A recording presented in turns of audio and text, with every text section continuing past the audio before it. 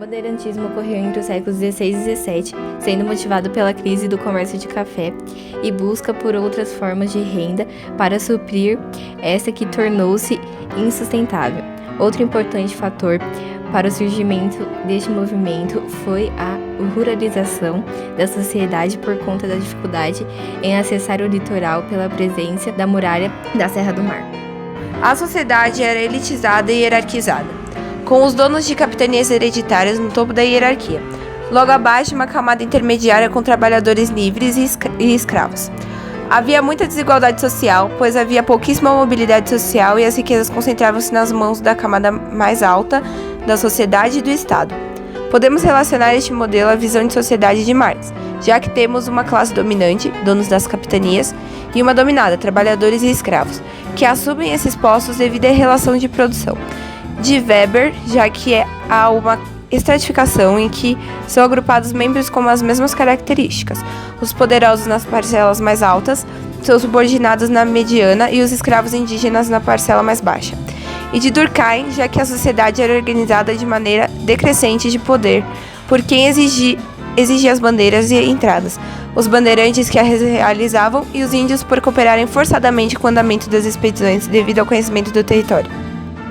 Em relação ao conceito de fato social, segundo Durkheim, de forma exterior era passado que os bandeirantes tendiam a ser superiores como imposição de valor às classes dominadas, de forma coercitiva pelos cidadãos serem obrigados a participar das bandeiras ou serem punidos, e geral por todos terem que obedecer à mesma regra.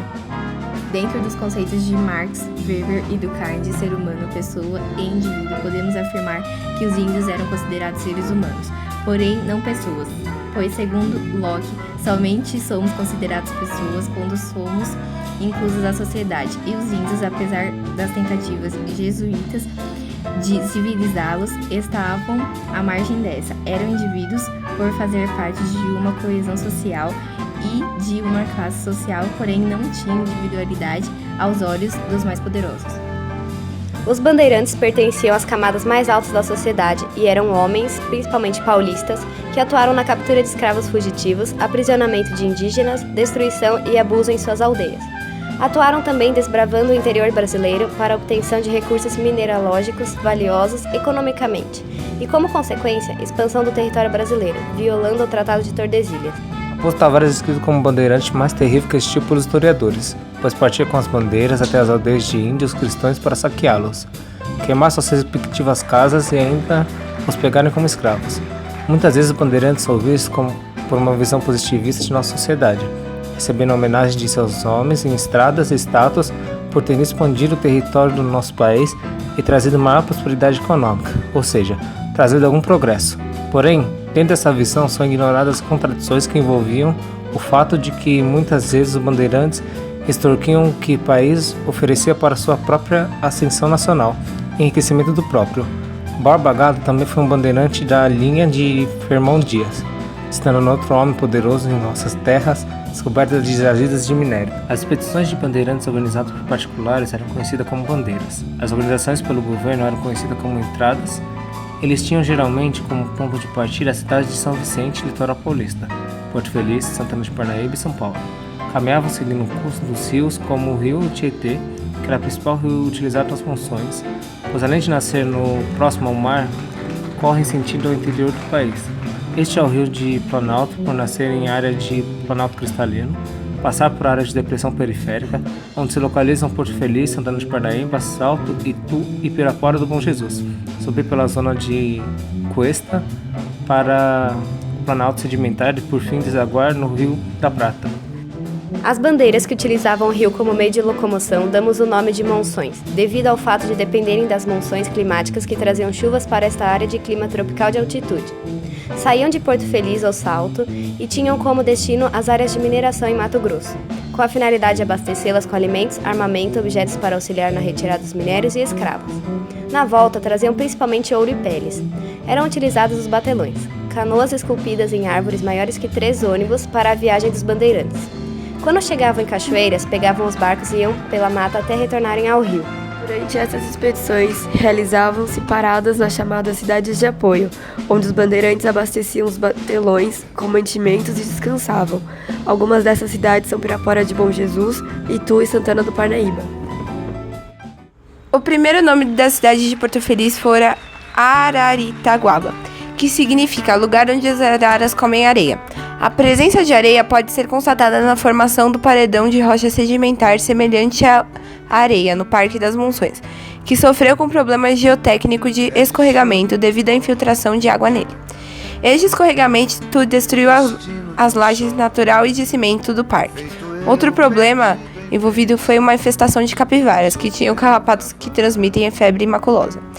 Uma solução para isso seria a melhoria da infraestrutura do parque, a reconstrução das lajes, o controle das capivaras e a eliminação dos carrapatos. A cidade de Salto foi primeiramente habitada por índios guaianazes nas margens do rio Tietê, até a área ser transformada em uma propriedade privada da família de Raposo Tavares. Nessa cidade está presente a usina hidrelétrica de Salto, onde pode-se verificar a oxigenação da água devido aos desníveis encontrados no percurso do rio, favorecendo o surgimento de bactérias aeróbicas. A cidade de Itu foi criada para descanso e apoio dos bandeirantes. Nela encontra-se o Parque do Varvito, uma grande formação sedimentar do período quaternário. A formação dessa estrutura se dá pela deposição de sedimentos em camadas ao longo do ano. Nas épocas mais frias, as camadas eram mais finas e escuras por conta da grande concentração de matéria orgânica no fundo dos rios. Nas épocas mais quentes, as camadas são mais grossas e claras por conta do grande derretimento de gelo. Antes, as rochas ao redor do Varvito eram exploradas economicamente. Porém, quando este foi encontrado, isso foi proibido por sua importância paleontológica.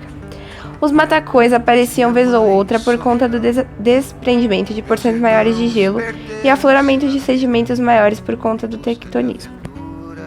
Outra formação relevante que observamos na estrada é o batólito, que é uma formação ígnea intrusiva que aflorou por conta do engavetamento gerado por um movimento tectônico, e também por conta da ação antrópica para a construção da rodovia Castelo Branco e extração do granito.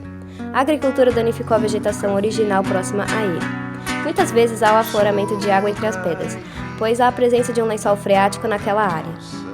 Em Pirapora de Bom Jesus, encontramos uma história similar de Aparecida, com uma igreja no centro da cidade. O rio Tietê, nesse ponto, encontra-se poluído, com odor forte e a presença marcante de espume e lixo. Podemos perceber, por análise etnográfica da arquitetura dessas cidades, as influências do pensamento eurocêntrico e da forte imposição de valores da Igreja Católica. Também podemos perceber a imposição do heroísmo dos bandeirantes no monumento de Santana do Parnaíba. O rio Tietê nasce em Salesópolis e segue para Biritiba-Mirim, onde começa a ser poluído por agroquímicos presentes na agricultura dessa localidade. A partir de Mogi das Cruzes, o rio começa a receber esgoto sem tratamento nenhum, até chegar em Barra Bonita, onde sua limpeza começa a impor presença. Esgoto, resíduos industriais e todo tipo de dejeto contribuíram para tornar o Tietê um dos mais poluídos do mundo. Hoje, o maior causador é o esgoto doméstico. Apenas 44% dos moradores da bacia do Alto Tietê têm esgoto tratado. Podemos relacionar isso ao fato de o transporte fluvial ter sido substituído pelo ferro, que ligava a capital do estado às propriedades dos grandes barões do café no interior, e o rodoviário com o surgimento do carro.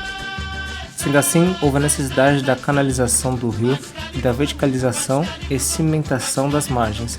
A verticalização das margens do rio dificultou a limpeza do rio, pois os detritos não ficam presos nos meandros. Há mais enchentes porque as margens tornam-se impermeáveis e não absorvem mais água. Também pelo fato de a mata ciliar ter sido devastada, ela evitava o assoreamento das margens.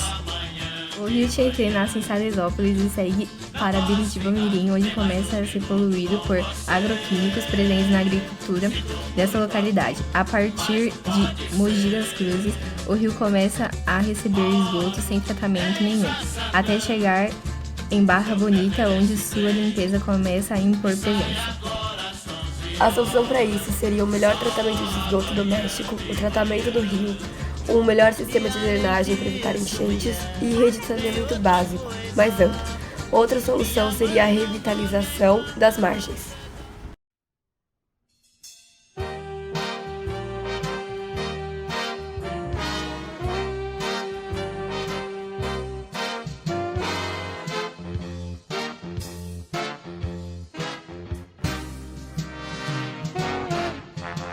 É sempre lindo andar na cidade de São Paulo. O clima engana, a vida é grana em São Paulo. A japonesa